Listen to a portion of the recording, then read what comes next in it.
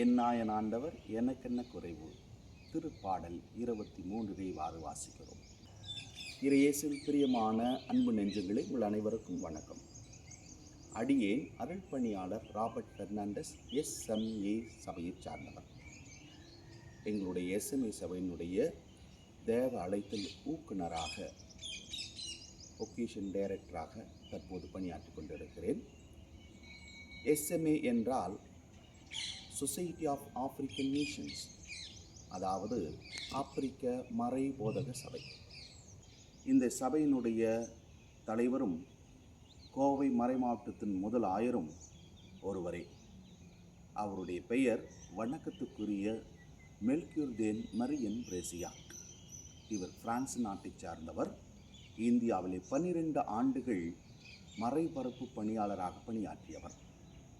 அவருடைய வாழ்க்கை வரலாறை பகிர்ந்து கொள்ள நம்முடைய SMA சபையை சார்ந்த அருள்பணியாளர் டோம்னிக் சுகராஜ் அவருடைய பகிர்வுக்கு உங்களை அன்போடு அழைக்கிறேன். உலகில் இருக்கிற எல்லா மறைபரப்பு பணியாளருக்காக ஜெபியுங்கள்.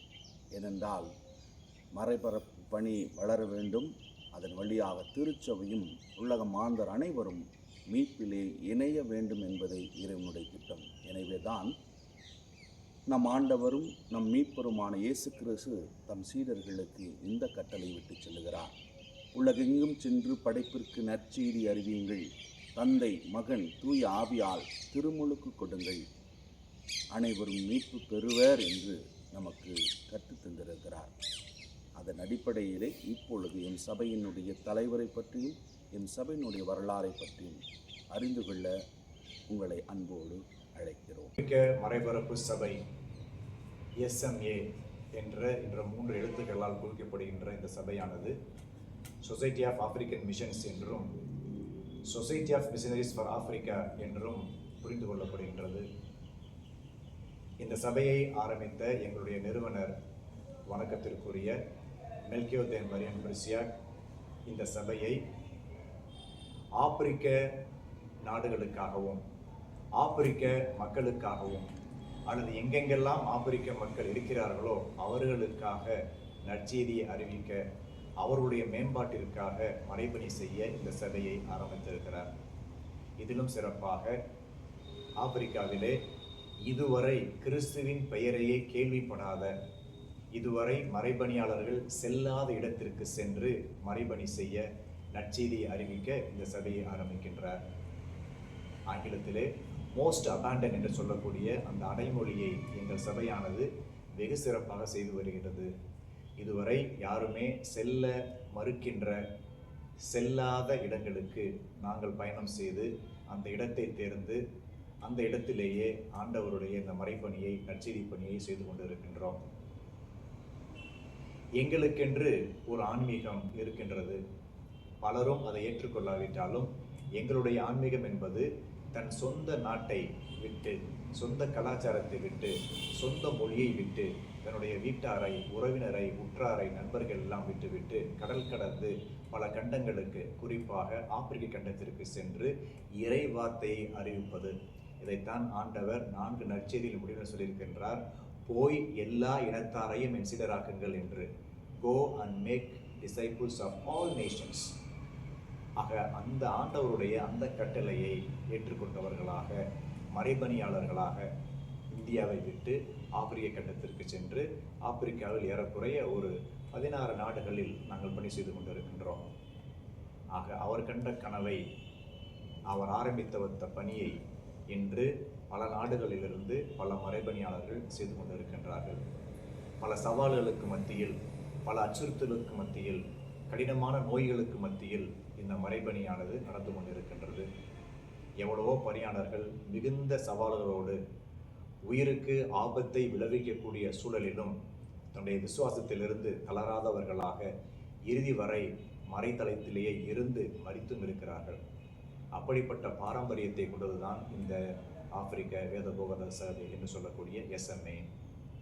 பிரான்ஸ் நாட்டிலிருந்து ஆப்பிரிக்காவுக்கு மறைபணியாளராக இவர் செல்வதற்கு முன்பாக இந்த சபையை நிர்வகிக்கக்கூடிய ஒரு பொறுப்பை அகஸ்டின் பிளாங்க் என்ற ஒரு மறைபணியாளருக்கு இந்த பொறுப்பை கொடுத்துவிட்டு இந்த மறைபணியானது தொடர்ந்து நடைபெற வேண்டும். அந்த பணி தொடர்ந்து நடைபெற நீங்கள்தான் ஆற்றலாக ஆணிவேராக இருக்க வேண்டும் என்ற ஒரு வேண்டுதலோடு முக்கியமான பொறுப்புகளை எல்லாம் நிர்வாகத்தை எல்லாம் அவரிடம் கொடுத்துவிட்டு இவர் ஆப்பிரிக்காவுக்கு பயணம் செய்கின்றார்.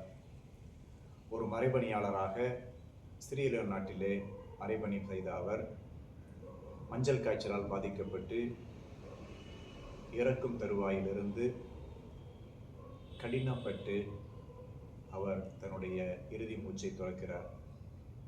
அவர் இறந்த பொழுது அவர் குருவானவராக ஒரு ஆயராக இருந்தாலும் அவர் இறந்த பொழுது அவருக்கு கொடுக்கப்பட வேண்டிய வழிபாட்டு சம்பந்தமான சடங்குகளை அல்லது அவருக்கு கொடுக்கப்பட வேண்டிய அந்த வியாட்டிக்கம் என்பதும் கொடுக்கப்படாமல், கொடுப்பதற்கு கத்தோலிக்க குருக்களே இல்லாமல் பிற சபையை சார்ந்த ஒரு போதகரால் ஜெபம் செய்யப்பட்டு அடக்கம் செய்யப்படுகிறார். ஆனால் அவர் உடல்தான் அடக்கம் செய்யப்பட்டதை தவிர அவருடைய நோக்கமும் கனவும் அடக்கம் செய்யப்படவில்லை. மாறாக அது விதைக்கப்படுகின்றது. விதைக்கப்பட்ட எதுவுமே முளைத்து எழும் என்பது போல அவருடைய இறப்பிற்கு பிற்பாடு இந்த எஸ்எம்ஏ சபையானது வெகு வேகமாக வளர்கின்றது. பல நாடுகளிலிருந்து பல இறை அழைத்தல்களை பெற்றுக்கொண்டு, குறிப்பாக பிரான்ஸ் தேசத்திலும் அயர்லாந்து நாட்டிலும் இத்தாலியிலும் அமெரிக்காவிலும் கிரேட் பிரிட்டனிலும் இது போன்ற நாடுகளில் எல்லாம் இருந்து இந்த எஸ்எம்ஏ என்று சொல்லக்கூடிய society of missionaries for Africa என்ற இந்த மறைபோதக சபைக்கு நிறைய குருக்கள் சேர்ந்து தன்னையே அர்ப்பணித்து கொண்டு இன்றும் இந்த நாடுகளிலிருந்து மறைபணியாளர்களாக ஆப்பிரிக்காவிலே பணி செய்து கொண்டிருக்கின்றார்கள். இன்று ஏறக்குறைய 170 ஆண்டுகளை கடந்து தன்னுடைய மறைபணியை செய்து கொண்டிருக்கின்றது. ஏறக்குறைய 1000க்கு மேற்பட்ட மறைபணியாளர்கள் ஆப்பிரிக்காவிலிருந்தும் ஐரோப்பாவிலிருந்தும் இந்தியாவிலிருந்தும் பணி செய்து கொண்டிருக்கின்றார்கள். பிலிப்பைன்ஸ் நாட்டிலிருந்தும் பல அருட்சகோதரர்கள் மறைபணியாளர்களாக ஆப்பிரிக்காவிலே பணி செய்து கொண்டிருக்கின்றார்கள். இப்படி எங்களுடைய சபையின் நிறுவனர் கண்ட கனவை பல நாட்டினரும் அவருடைய சீடர்களாக அவருடைய காலடி சுவடுகளை பின்பற்றி ஆப்பிரிக்காவிலே மறைபணியாற்றிக் கொண்டிருக்கின்றார்கள். இந்த நேரத்திலே நமக்குரிய பெருமை என்னவென்றால், பிரான்ஸ் தேசத்தில் பிறந்த இந்த மறைபணியாளர் ஒரு மறைபணியாளராக இந்தியாவிற்கு வந்து பாண்டிச்சேரி, சேலம், கோயம்புத்தூர் இந்த பகுதிகளிலே பணிபுரிந்த இவர் கோவை மறைமாவட்டத்தின் முதல் ஆயராக அருள்நிலைப்படுத்தப்பட்டார் என்பதை இங்கே நான் குறிப்பிடுகின்றேன், பதிவு செய்கின்றேன். அது நமக்கு கிடைத்த மிகப்பெரிய ஒரு ஆசீர்வாதம், நாம் பெருமைப்படக்கூடிய ஒரு விஷயம். ஆக தமிழ்நாட்டிற்கு வந்து கோயம்புத்தூரை ஒரு மறைமாட்டமாக உருவாக்கி அதற்கு முதல் ஆயராக பொறுப்பெடுத்து கொண்ட இவர் வாழ்ந்த இந்த தமிழ்நாட்டிலிருந்து, பணி செய்த இந்த தமிழ்நாட்டிலிருந்து இன்னும் பல இறையழைத்தல்கள் உருவாக வேண்டும். இந்த இறையழைத்தல் பணி தொடர வேண்டும். சிறப்பாக ஆப்பிரிக்காவிலே ஆப்பிரிக்க மக்களுக்கு அல்லது எங்கெங்கெல்லாம் ஆப்பிரிக்க மக்கள் இருக்கிறார்களோ அங்கெல்லாம் நற்செய்தியானது அறிவிக்கப்பட வேண்டும். அந்த நற்செய்தி அறிவிப்பு பணிக்கு தன்னார்வமும் தாராள மனதும் கொண்ட பல இளைஞர்கள் தேவை.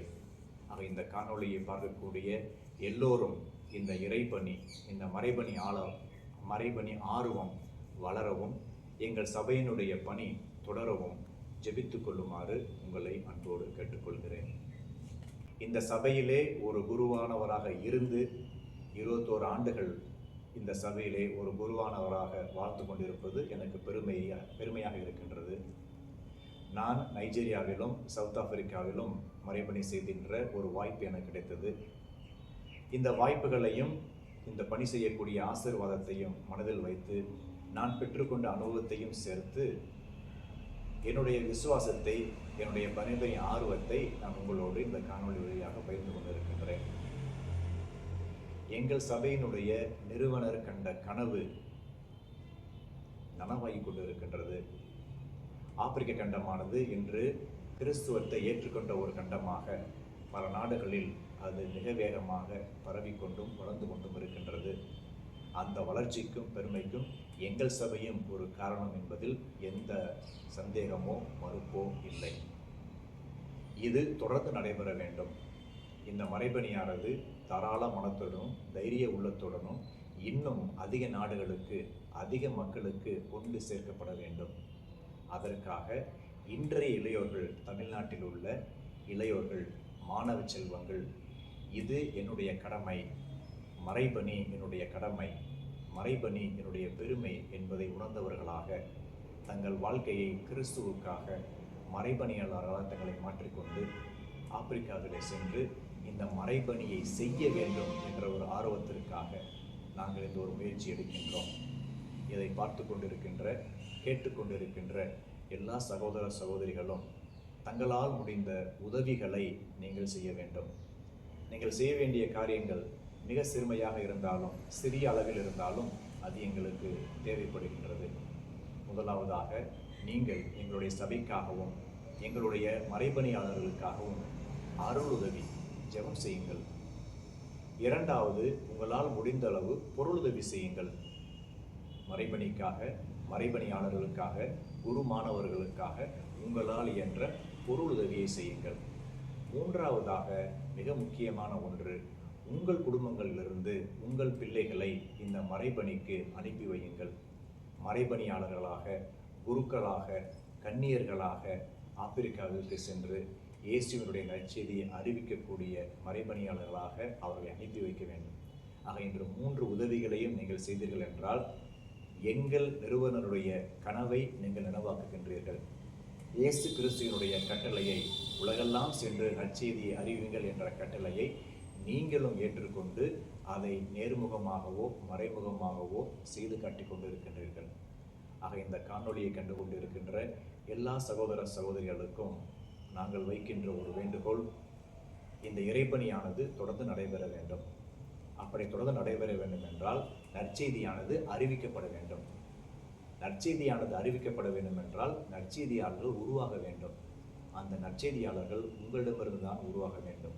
நீங்கள் தான் நற்செய்தியாளர்களாக, மறைபணியாளர்களாக மாற வேண்டும். ஆக இந்த ஒரு எண்ணத்தை உங்கள் உருவாக்கி கொள்ளுங்கள். உங்களுடைய பிள்ளைகளுக்கு கற்றுக் கொடுங்கள்.